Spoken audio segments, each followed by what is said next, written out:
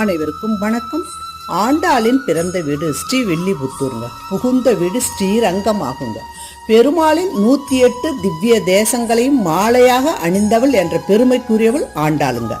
எனவே ஸ்ரீவில்லிபுத்தூர் வந்தால் 108 திவ்ய தேசங்களையும் ஒரே நாளில் தரிசித்ததாக பொருளாகுங்க. ஸ்ரீவில்லிபுத்தூரில் ஆண்டாள் கிழக்கு நோக்கி தனி சன்னதியில் அருள் பாலிக்கிறாங்க. கிழக்கு நோக்கி அருளும் பெண் தெய்வங்களை வழிபட்டால் வாழ்க்கையில் கீர்த்தி உண்டாகுங்க. ஆண்டாள் சன்னதி விமானத்திற்கு திருப்பாவை விமானம் என்றும், ஆண்டாள் சிறுமியாக வளர்ந்த இடத்திற்கு நாச்சியார் திருமாளிகை என்றும் போற்றப்படுகிறதுங்க.